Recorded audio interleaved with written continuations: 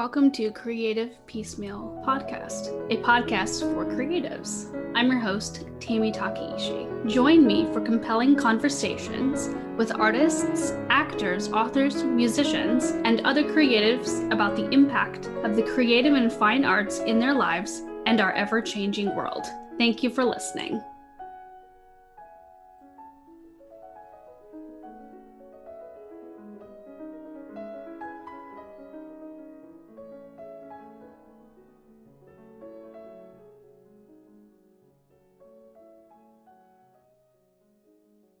Hello and welcome to Creative Piecemeal Podcast. Today I am joined by Catherine Brusk, an independent author of the Finding Faith series, which is Christian romance.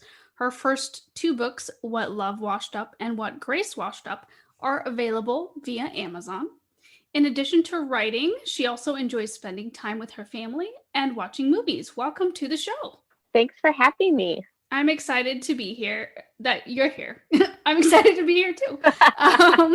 But a word to the listeners, Catherine and I have known each other since we were kids. So this is like a super special episode for me today. Yeah, shout out to kindergarten. Woo-woo. All right. So we're going to get started with who or what inspired you to become an author? Oh, I'm going to have to go with a what.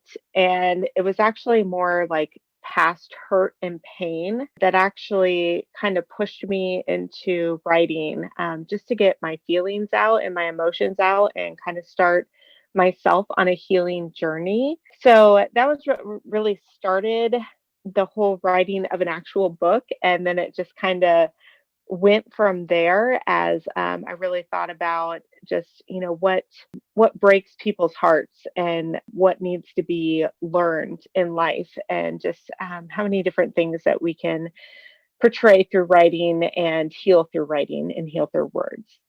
It sounds like writing really helped you get through a lot. Yes, definitely a lot of pain and hurt, and helped me to get on a path of forgiveness, which is always a good place to be in life.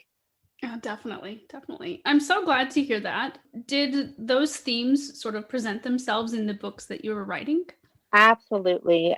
The second book that I have available, What Grace Washed Up, was actually the first book I wrote, which is a little confusing, but it is more about healing from past pain and how to continue forward in life after dealing with a lot of hurt and pain in your past. And that was the book that really started my whole journey. And then a friend of mine invited me to a human trafficking class that she was attending. And my heart was just broken for all the people who have had to endure human trafficking. And so I ended up writing What Love Washed Up, and it became the first book of my series. And it changed my life. It changed my viewpoint.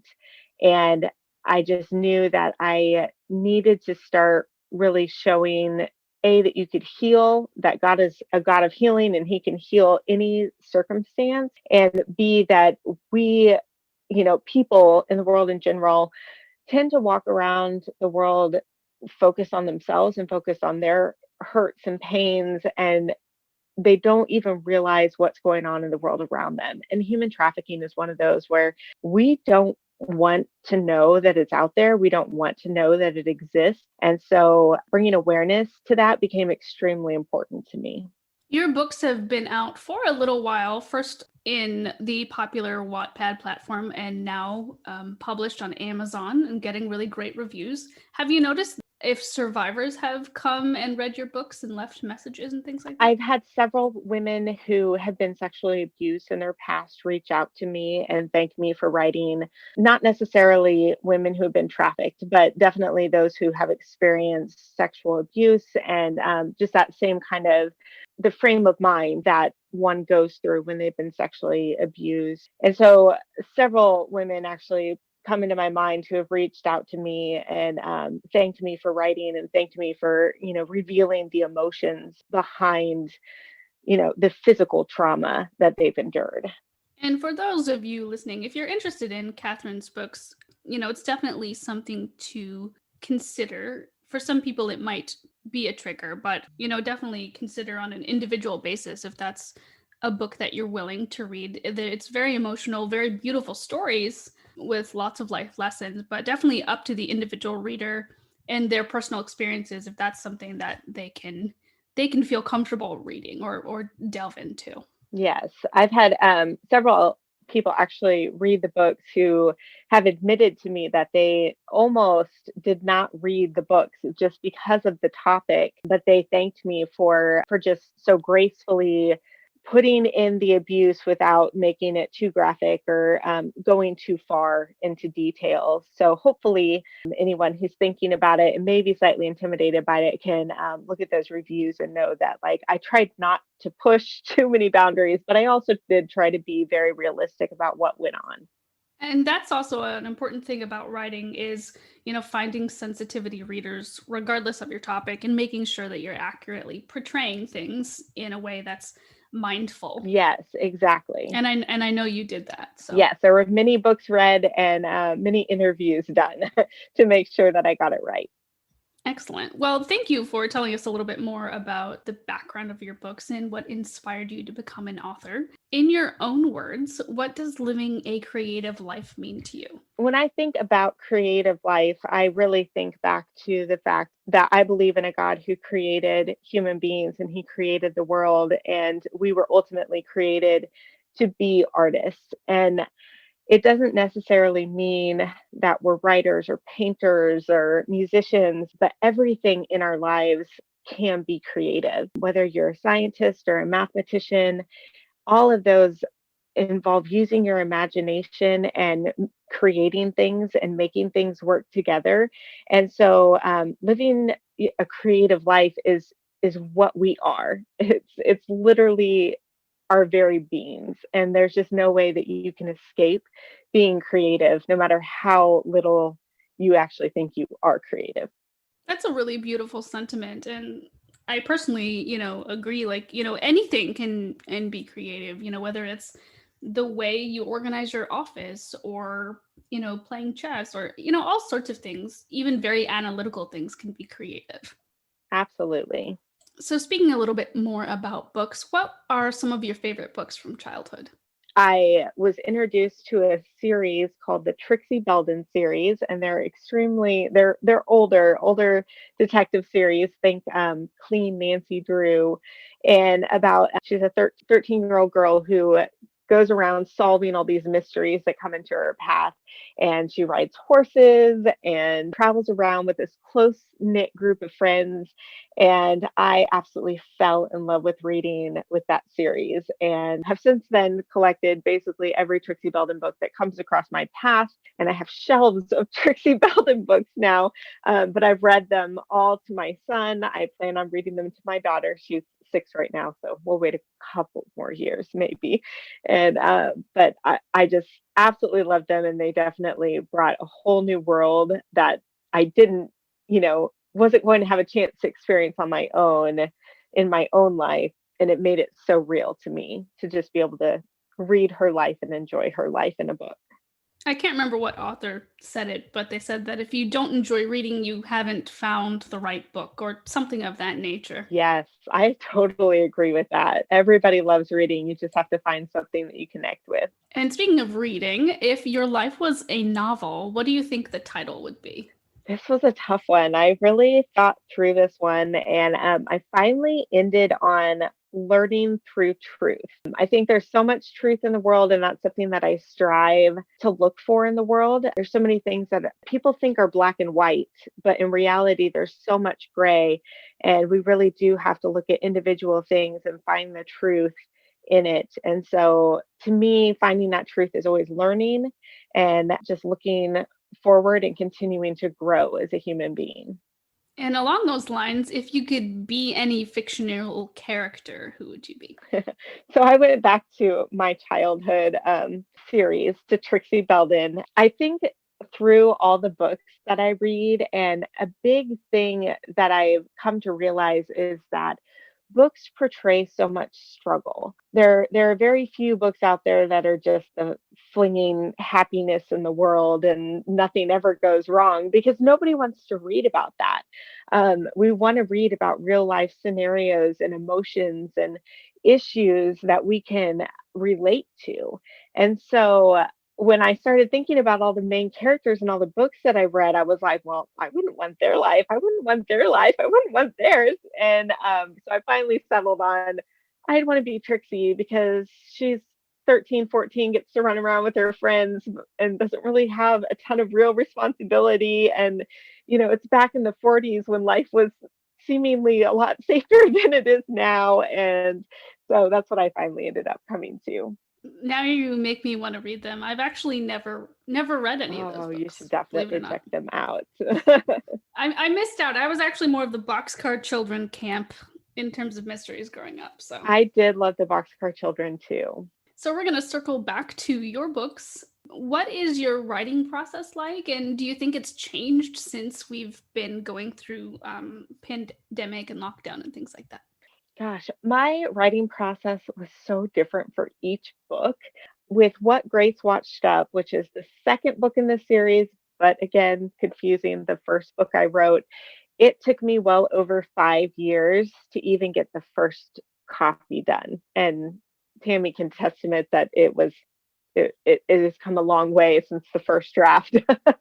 That was so near and dear to my heart, and so many emotions, and learning forgiveness myself, that it took a really long time to sort through my feelings. And at one point, I took almost an entire year off from writing it, because I just had to handle the emotions and I couldn't just write about them. Then enter the human trafficking classes and having my heart just completely broken. That book took me 4 months to get the entire first draft out. And granted, it has gone through several different edits and been changed here and there. But 4 months was crazy, because it was, when I finished, it was over 100K long. It was just a ridiculous amount of words to get out in that such a short period of time. So it's pretty amazing. I've got 3 more books in the series that are all finished and going through all the different editing stages and right now. That way I can release them on Amazon. And, each one of them just was completely different. And during the pandemic, I actually haven't had a whole lot of time to write. I have 2 kids. Most of their schooling is now on me, as we have chose virtual learning this year. So there has not been a ton of writing. There has been a lot of editing on current works, which I find easier to do multitasking with their school. But hopefully this summer and next fall, hopefully when things are a little bit normal in the world, I can begin that writing process again. I have about 4 standalones right now that I have like 3 or 4 chapters for each standalone done, that I'm like, I just need to pick one and work on it. But it's a hard decision, because I like all those ideas. So eventually I will have multiple standalones out there for the world to read as well. And that sounds fantastic. And I know I can't wait to read them and, see how you've grown as a writer through, because standalones are a completely different ballgame than a series. Yes, they are. It's hard to like keep your characters combined down to one book. Whereas I'm the opposite. I don't think I could ever do a series. I'm like, how do you do that? It's too many words. So with writing, a lot of writers sort of have their own traditions and rules. Are there any writing rules that you break, and any writing rules that you absolutely adhere to? I don't know. I think it's kind of different for each book. As far as ones that I break, I do push a lot of limits in the Christian fiction world. Just writing about sex trafficking itself, I have gotten a lot of pushback when I did query different agencies and put in for writing contests. I literally got told that this was a topic that was not meant for Christian fiction, which made me snicker, because if we don't care, no one will. And so there's definitely been a lot of hurdles to overcome when it comes to that. And I've found that people don't like when you push back and say, that this is something that's important and it should be in the Christian world and it should be cared about. As far as writing rules that I stick to, it's a huge conflict, but I am an Oxford comma girl till the end, and my editor does not like that. We've gotten in multiple little cat fights about it. She's like, "This comma does not go here." I'm like, "Yes, it does." So it's been pretty funny trying to get past that hurdle. I really love Oxford commas too. Yeah, I can't unlearn that. Like, you learn it and it's just there, so you got to use it. All the commas. Yes, all the commas. What is the biggest challenge that you've had with your writing right now, and how do you think that you will overcome it? A challenge just right now is just time to write.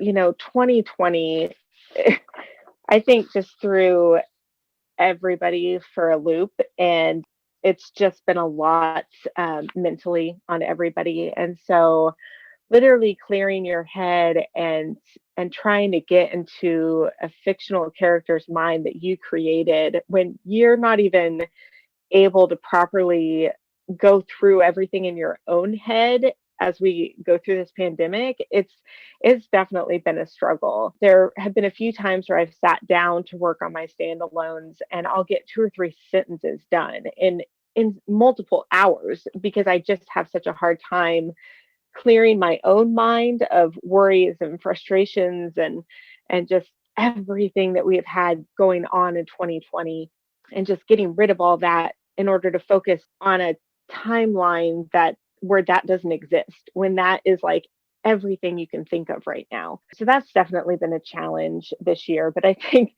I'm not going to whine about it because I think everybody has been dealing with that challenge all year, and that we're just all going through trying to figure out how to live through something that no one has lived through before. Right. Very true. Being a person who does creative things, it seems like a lot of people have either gone one direction or the other. Either the well sort of dries up during this time and it's really hard to work at it, or the other way around. They suddenly find themselves with all this time and maybe they don't have as many commitments as they did before. So they're able to dedicate a lot. Or maybe, they do that to keep them sane, essentially, is to make art. Yeah, I think that's one big thing that, having kids, that's one thing that we really connected with when school ended last March very abruptly. They came home and we did art projects. We painted and played with Play-Doh, and we did all this creative projects just to keep our minds and our hands busy. And so I really do think that maybe I've been extremely creative, but just not when it comes to sitting and writing. And I think the sentiment is the same for a lot of writers who are stay at home with their families during this time. They're in a position where they are used to maybe having a lot more writing time. And so they're finding that it's a little bit harder to get motivated, or harder to find the time, or just having to split their mind, like you said. Being in the real world has lots of things going on right now. So how can you escape that and feel okay with being in a pretend world when there's so many real, very, very important responsibilities lately? But, hopefully rolling forward, all of us can just find what we need to do for ourselves. Yes, exactly. I think we have the dilemma of, is this something that's going to change our current world? Are masks going to be one of those things that stays in our future? And if so, that completely changes our writing when it comes to realism. If we're writing current books, like take for instance, one of my standalones is about a school nurse. And I'm like, how many of these changes that we're going through right now are actually going to stay in the future and therefore change my entire book? So do I want to get completely done with it and then have to completely go through and rewrite it based on plexiglass and temperature checks and masks and all these different new things that we're experiencing right now? Very good points, and definitely something to, I guess, keep tracking as time goes on. The most important thing is, though, never stop creating, which I'm sure you completely agree with. Yes, exactly. What is something that you are most thankful for? In this time, we have just gotten so much family time, and that's been great. I volunteered for a church before 2020 went down, and it took up a lot of volunteer time. And I really felt like God has really given 2020 to me as a gift. In you gave up this time with your kids to do my work, and here's that time back tenfold. Yes, there are very, very trying days where my kids go to their rooms so that I won't strangle them. But there are just there's just so much joy in when everyone's getting along, and we're doing fun things that I wouldn't have gotten to experience with how busy I was before the pandemic hit. And I am just so thankful for that time. When it all happened, it was just like what happened to our lives and everything is horrible. But the more time passed, and the more I get to experience my kids and their joy and their sorrow and their not understanding what's going on, and yet their willingness to protect people they don't even know, and just seeing their hearts has been such a beautiful thing. And so ultimately, it sounds funny, but I'm really thankful for COVID because I got time with my kids that most people don't get. And it has just been such a joyous thing for me. Well, thank you for sharing that. I'm sure it's been really nice to spend time with your kids. I really like your kids. Yeah, they're pretty awesome. So, obviously, other than your family and books, what is one other item that you can't live without? So I actually have kind of a funny answer for this one. I said my washing machine and my dishwasher because that saves me a lot of time so that I actually can write. Because if those didn't exist, that would be my entire life would be laundry and dishes. Here, here. Maybe add the vacuum in there. Yes, definitely. We have a half husky dog, and vacuuming is definitely something that gets done daily in my household. So much fur. So much fur. What is one common myth about the field of writing? I always have to laugh at people that say, write about what you know, because, yeah, my first book started off writing about the pain I knew, but it also started this whole journey of healing and experiencing forgiveness in such a way that I had never experienced before. And for me, it really does come down to if you're passionate about it and you've been given a heart for it, like you're going to research it and you're going to figure it out and you're going to write about it because that's what's important. And you may get some things wrong. I read a book recently where the author was talking about how a couple was on a motorcycle and the girl was wearing shorts. And I was like, oh my gosh, like don't wear shorts on a motorcycle. That's not the point. You can get like the little things wrong. I prefer you not to, but you can. But the whole purpose is to really delve in deep to the emotions and, the real hard things that you really want to learn. And I think that's just one of the important things with writing is do the hard work, do the research, and write about what you don't know. Because if you don't know it, you're going to get to know it really fast. Very true. And that keeps us learning as people, really growing. Exactly.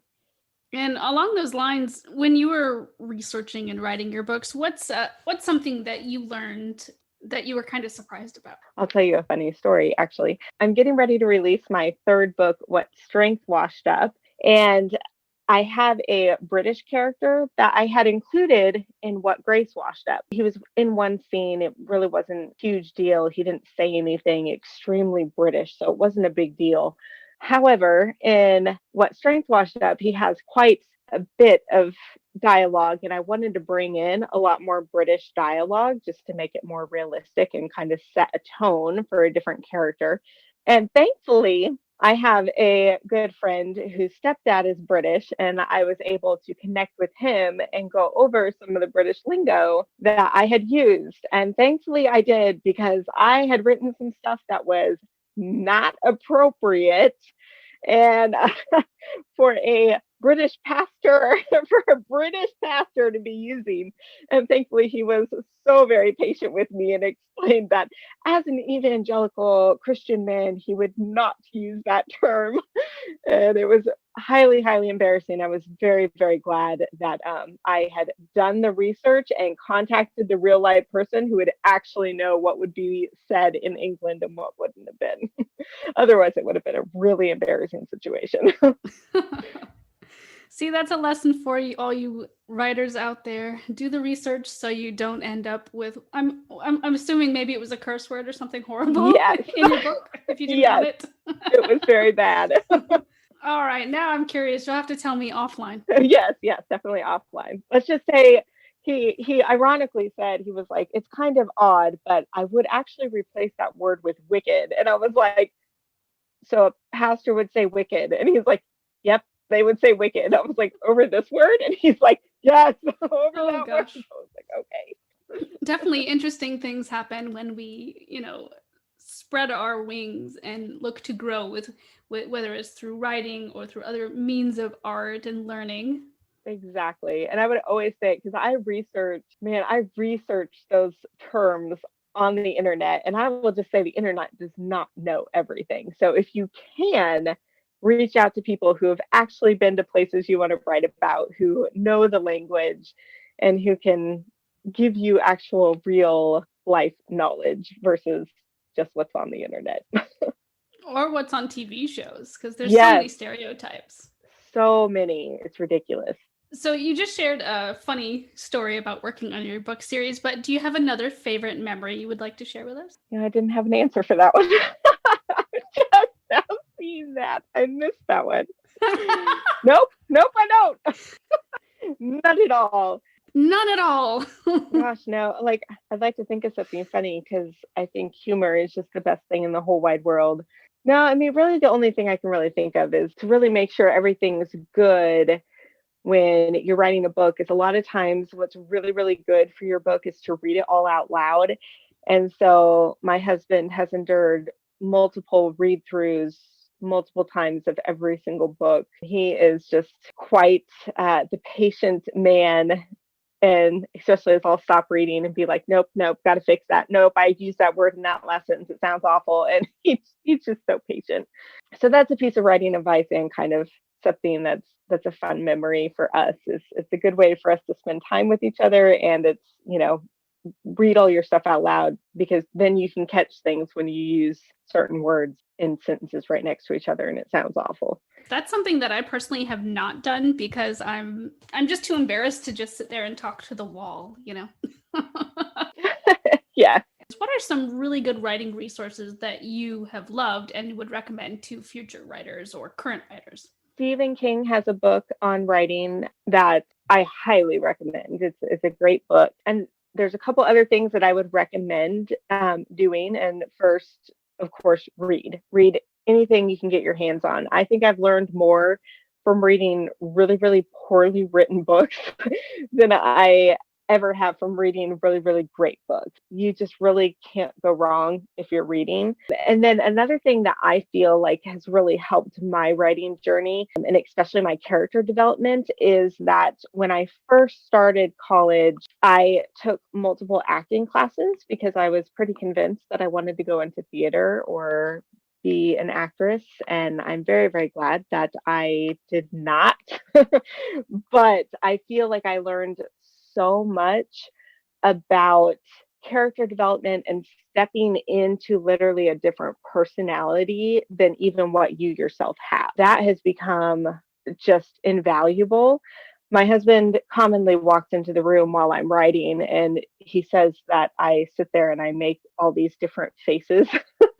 And that's just really me just getting into different characters and really, like, what are they thinking? What is their reaction? How physically are they reacting to that? Because the more that I can get in tune with that character, the better I can write what they're feeling, how they're acting, even what they smell. Like, it's all those details really come into one when you can step into that character's shoes. And so if you can take acting classes at your local community college, I think that honestly has probably been the best thing for my writing. As a person who's been blessed to read all your books, even the ones not yet released, folks, woo!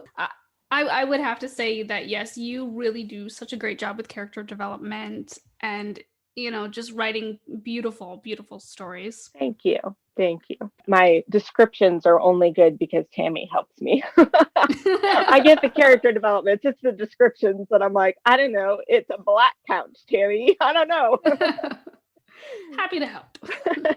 So other than resources and reading other books, is there anything else about writing or even your own books that you would like listeners to know? No, I'll probably think of the perfect thing tomorrow, because let me tell you, actually, that is something I could talk about. I'm one of those people, I think of the best thing to retort to another person the next day, in the shower as I'm going through all the conversation. And I'm like, oh, I should have said that. In my writing, a lot of times, especially when I'm dealing with a character's personality that is very, very different from mine, who has the quick comebacks and the flirtatious remarks that I do not have within my personality. I, a lot of times, will just write witty comment here, and then the next day think about it and something will pop into my head and I'll jump into the manuscript and add it. So I'd say, like, don't let something like that stop you from writing, and don't think that you have to stop there just because you can't think of a good retort.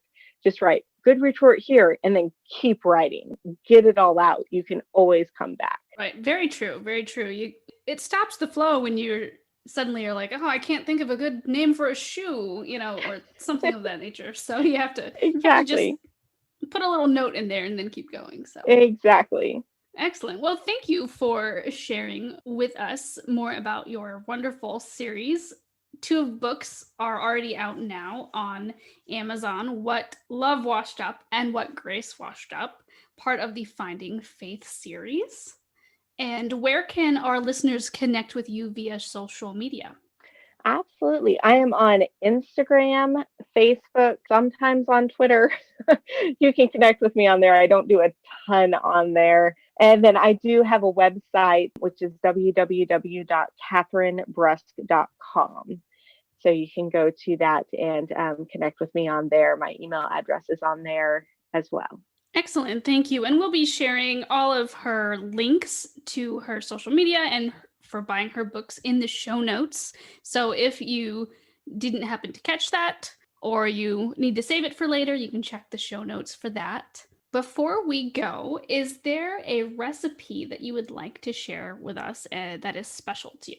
Yes. So this recipe actually made it into my second book, What Grace Washed Up. And my grandma, who passed away 4 years ago, used to make me biscuits all the time. So I actually have her recipe, somewhat her recipe. She was kind of one of those that just kind of threw stuff in and didn't measure anything, which is highly inconvenient when you try to cook her biscuits.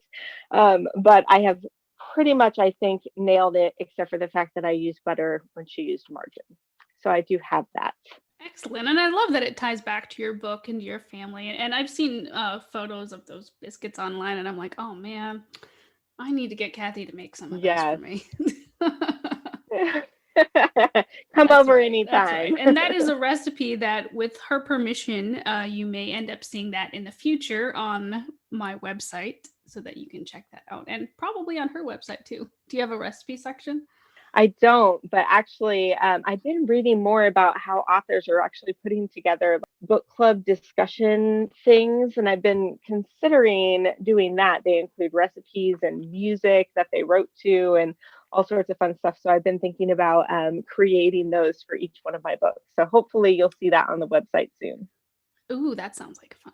Excellent. Yeah. Well, thank you again, Catherine Brusk, independent published author of the Finding Faith series. Thank you for joining us again. And to our listeners, if you like the show, please don't forget to rate it and also subscribe for more content. Thanks so much. Have a great day.